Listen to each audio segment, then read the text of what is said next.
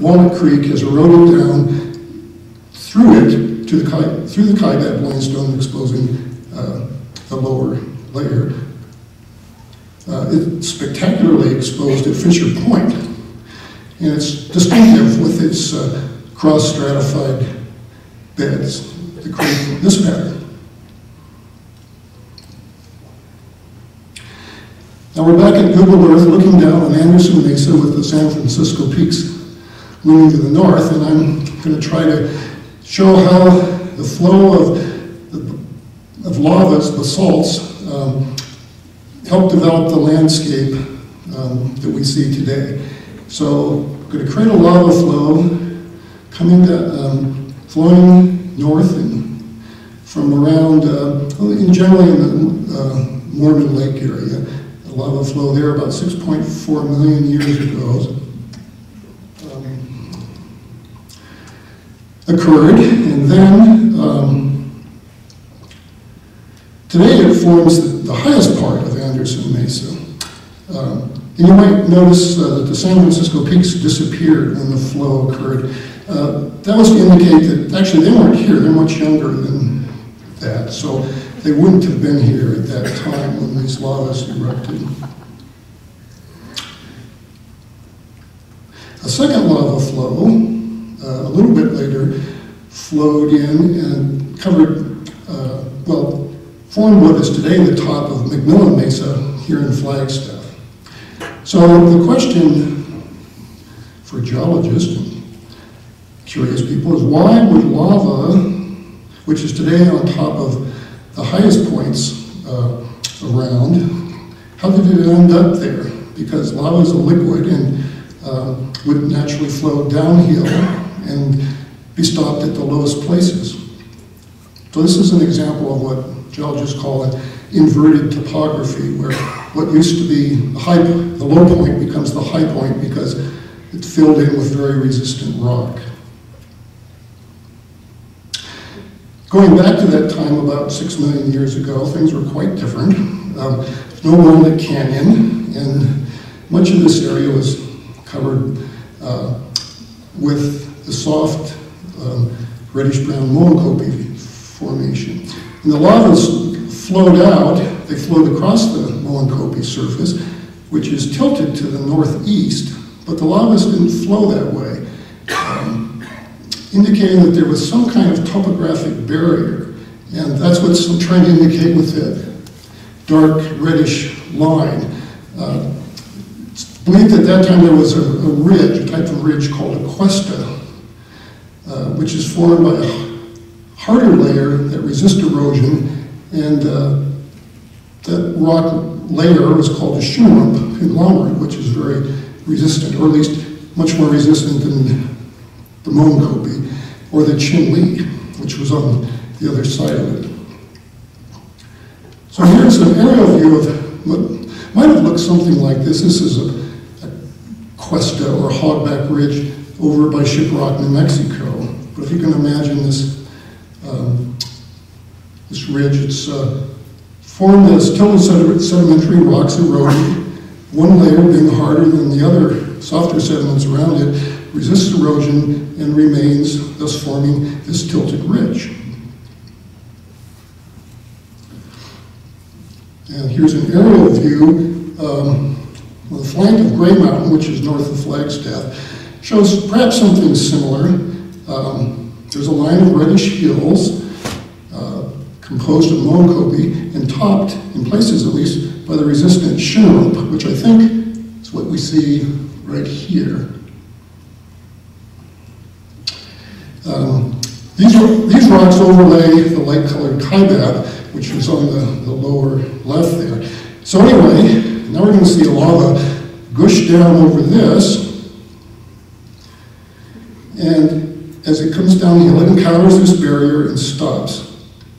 And perhaps something like that, although not so dramatically tilted as these layers are, occurred when 6 million years ago the lavas flowed across the landscape from the Mormon mountain area vents.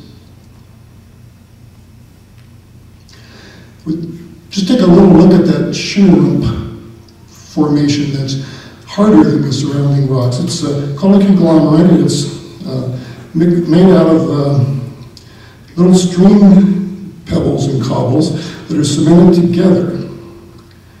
And when it erodes, which it eventually does, the hard little chert and quartzite pebbles survive and are moved down the hill by water.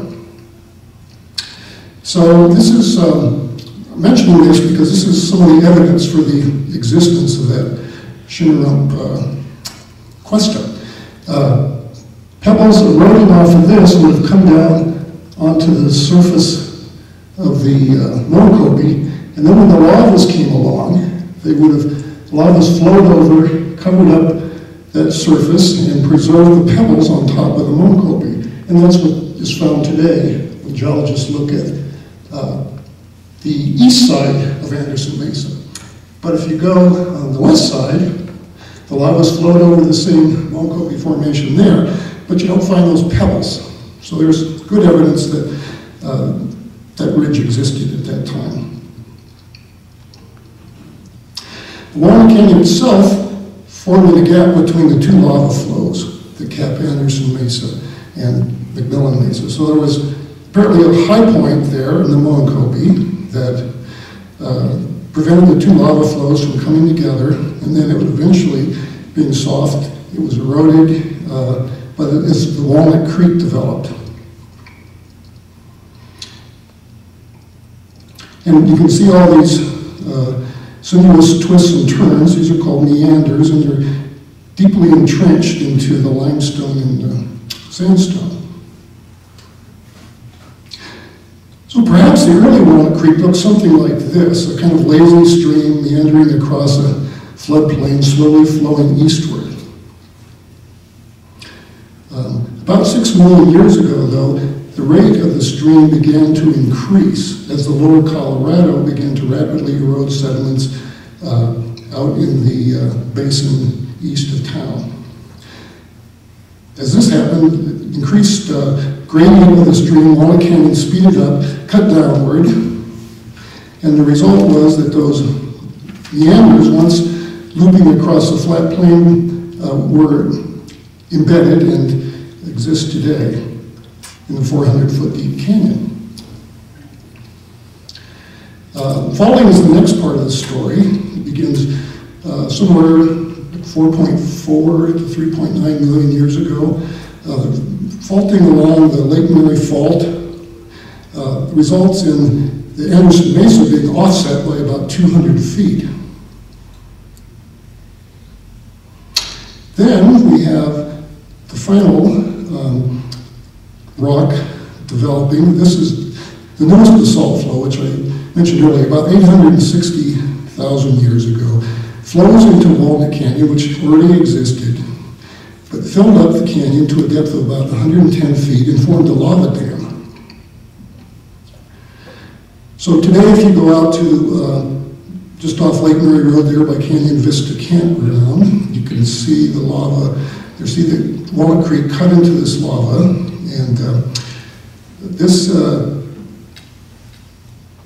lava dam was breached relatively soon after it formed, maybe 10,000 years or so, and then in the next 850,000 years up to the present, the downward cutting of Walnut Creek has resulted in the canyon being cut down about 155 feet below the top of the lava flow. So all that has occurred in less than 1 million years. Downstream of the lava flow, erosion continues to cut down vigorously to the present day. So I hope that sets the geologic scene for the story of the living things that inhabit this landscape today. This is the part of our story that Susan has for you next. So.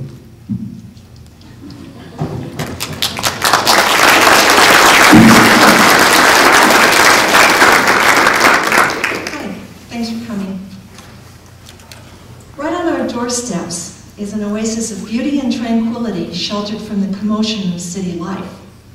It's also an area of scientific interest, a living textbook not only of geology, but also of regional plants, wildlife, and human history.